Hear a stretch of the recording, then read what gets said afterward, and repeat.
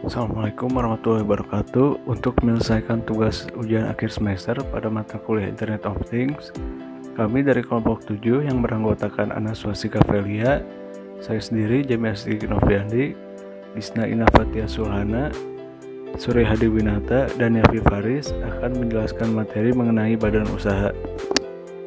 Pertama-tama, saya akan menjelaskan definisi dari badan usaha itu sendiri. Jadi badan usaha adalah suatu badan hukum dan ekonomis yang menggunakan modal dan tenaga kerja untuk mencari keuntungan.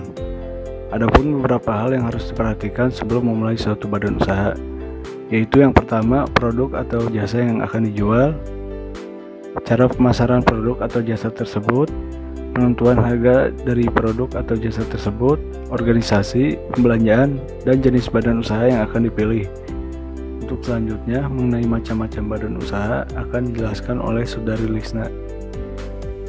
Ya, terima kasih Saudara Jami atas wewenangnya.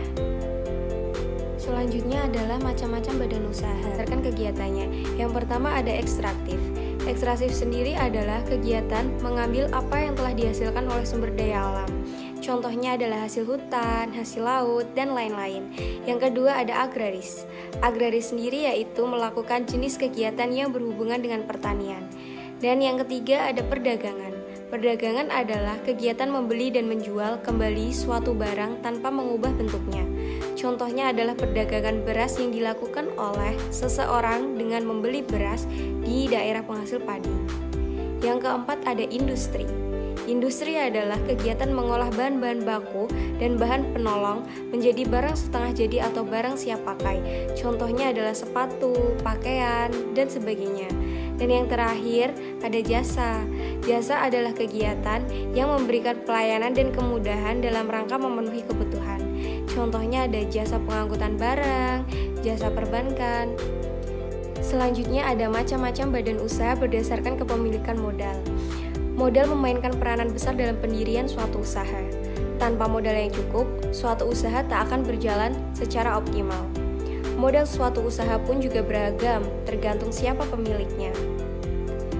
Yang pertama ada Badan Usaha Milik Negara atau BUMN, di mana pemilik modal adalah pemerintah atau negara. Yang kedua ada Badan Usaha Milik Swasta atau BUMS, yaitu modal perusahaan dimiliki oleh pihak swasta. Dalam hal ini dapat berupa swasta nasional dan pihak asing. Yang ketiga ada Badan Usaha Milik Daerah atau BUMD, yaitu kepemilikan usaha berada di tangan pemerintah daerah. Dan yang terakhir ada Badan Usaha Campuran. Badan Usaha Campuran yaitu merupakan suatu usaha yang modalnya dimiliki oleh pemerintah dan swasta. Lalu ada macam-macam badan usaha berdasarkan wilayah negara. Globalisasi ekonomi menyebabkan banyaknya usaha yang didirikan di luar negeri atau luar negeri yang didirikan di dalam negeri. Ada penanaman modal dalam negeri. Penanaman modal dalam negeri sendiri adalah di mana kepemilikan modal perusahaan berada di tangan masyarakat negara sendiri. Jadi, pemilik modalnya itu perusahaan yang berada di tangan masyarakat di dalam negara itu sendiri. Dan ada penanaman modal asing. Penanaman modal asing adalah perusahaan milik asing yang beroperasi di wilayah Indonesia atau di dalam negeri. Sekian dari saya untuk penjelasan materi ini. Selanjutnya akan saya serahkan kepada Saudara Anas. Saya persilahkan. Selanjutnya ada bentuk badan usaha di Indonesia. Yang pertama ada koperasi. Koperasi merupakan suatu badan usaha dengan didasari oleh asas kekeluargaan. Organisasi ekonomi ini dioperasikan untuk kepentingan bersama. Koperasi merupakan sebuah badan usaha atau organisasi ekonomi yang dimiliki dan dioperasikan oleh para anggotanya yang memenuhi kepentingan bersama di bidang ekonomi. Koperasi memiliki ciri-ciri umum. Di antaranya, yang pertama, pemilik dapat berupa perorangan atau badan hukum koperasi.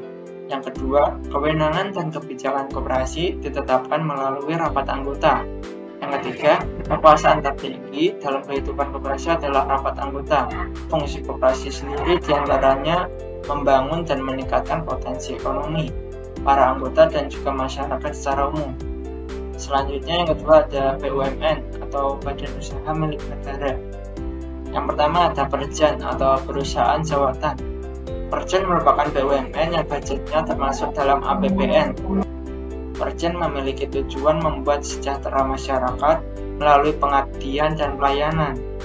Hal tersebut dilakukan tanpa mengabaikan poin-poin esensi, efektivitas, ekonomi, serta pelayanan yang baik. Saat ini, BUMN tidak memiliki Perjan. Tidak ada badan usaha yang bisa digolongkan Perjan, karena badan-badan usaha yang sebelumnya sudah dialihkan menjadi badan hukum ataupun badan usaha.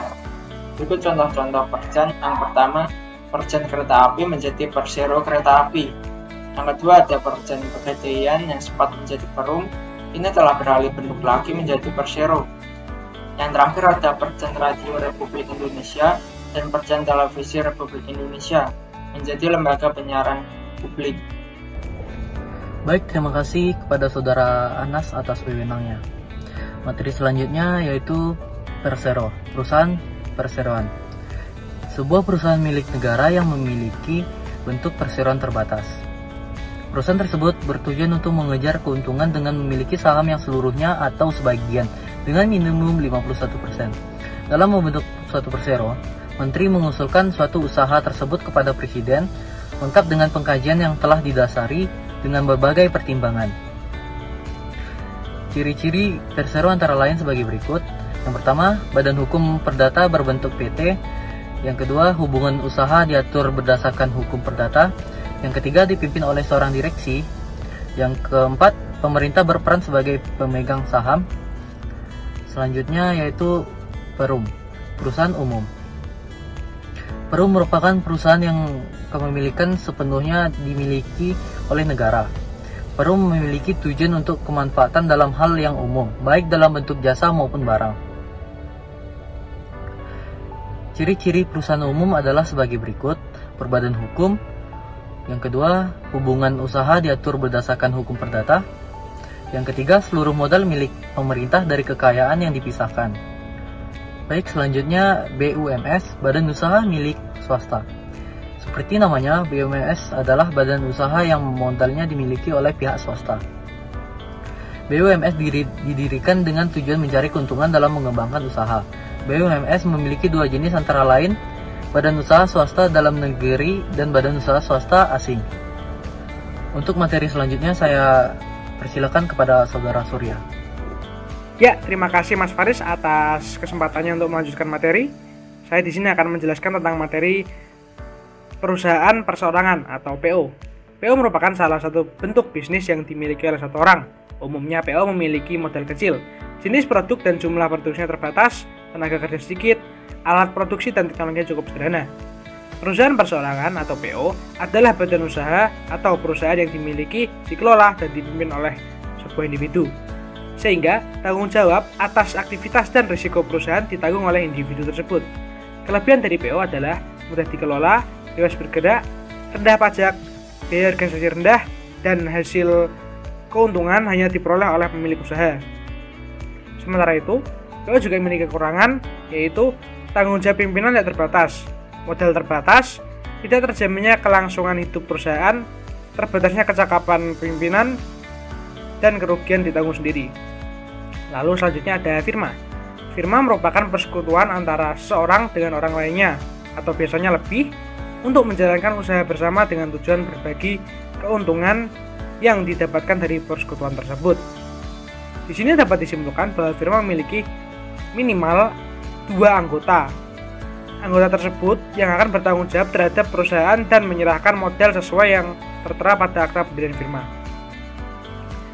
Firma memiliki kelebihan yaitu kebutuhan modal mudah terpenuhi, pengelolaan perusahaan dapat dibagi, risiko dapat ditanggung bersama, keputusan diambil bersama, dan mampu mencari kredit dari bank. Firma juga memiliki kekurangan yaitu terjadinya perselisihan, pembagian laba, dan rugi diatur dalam perjanjian. Keputusan tidak bisa diambil dengan cepat, dan jika salah satu anggota mundur atau meninggal, perusahaan bubar. Demikian materi yang dipaparkan oleh kelompok kami. Saya Surya Hadi Winata mewakili seluruh anggota kelompok meminta izin untuk undur diri. Semoga materi yang kami paparkan dapat berguna bagi para penonton, dan juga jangan lupa like dan subscribe.